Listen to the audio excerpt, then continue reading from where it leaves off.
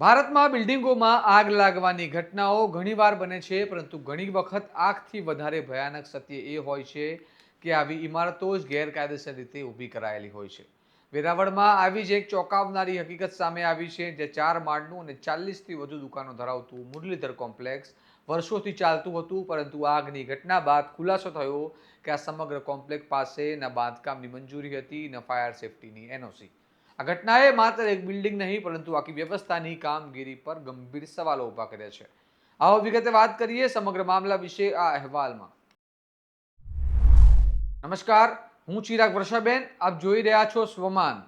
ગીર સોમનાથ જિલ્લાના વેરાવળમાં ગત 5 ફેબ્રુઆરીના રોજ મુરલીધર કોમ્પ્લેક્સમાં ભીષણ આગ લાગી હતી, જેમાં અંદાજે 40થી વધુ દુકાનો અને 5 મોપેડ આગમાં ભસ્મ થઈ ગયા હતા.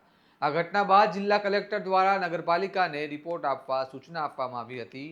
તપાસ દરમિયાન ચોંકાવનારો ખુલાસો થયો કે કોમ્પ્લેક્સ પાસે બાંધકામની કોઈ સત્તાવાર મંજૂરી નહોતી અને ફાયર સેફટીની એનઓસી પણ લેવામાં આવી નહોતી. એટલે કે વર્ષોથી ચાલતું આ મોટું કોમ્પ્લેક્સ નિયમોની બહાર ચાલી રહ્યું હતું. વેરાવળ નગરપાલિકાના ચીફ ઓફિસર દેવીબેન ચાવડાએ જણાવ્યું છે કે પાલિકાની તરફથી કોમ્પ્લેક્સ પર નોટિસ લગાવવામાં આવી હતી, પરંતુ હજુ સુધી કોમ્પ્લેક્સનો માલિક સંપર્કમાં આવ્યો નથી. સૌથી મોટો સવાલ એ છે કે માલિક જ મળી રહ્યો નથી, તો પછી વર્ષોથી આટલી મોટી ઇમારત કોના આશીર્વાદથી ચાલી રહી હતી? આગની ઘટના બાદ જ આ સત્ય બહાર આવ્યું છે, નહીં તો કદાચ હજુ પણ આ ગેરકાયદેસર બાંધકામ ચાલુ જ રહેતું. સાંભળો ચીફ ઓફિસર દેવીબેન ચાવડા શું કહી રહ્યા છે.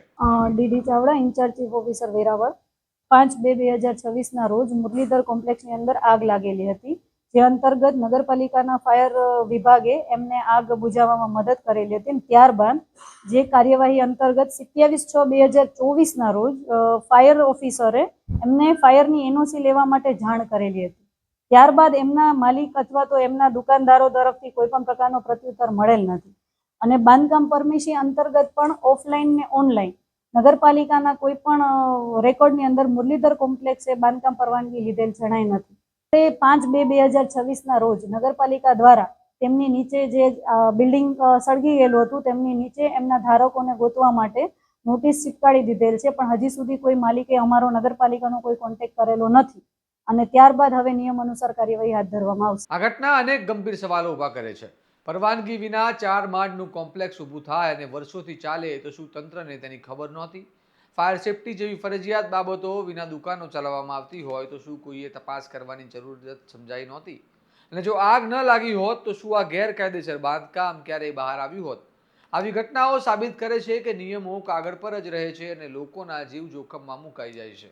હવે જોવાનું રહ્યું કે આ મામલે જવાબદારો સામે કડક કાર્યવાહી થાય છે કે નહીં, અને શું તંત્ર રાજ્યભરમાં આવા ગેરકાયદેસર બાંધકામોની તપાસ કરશે કે નહીં.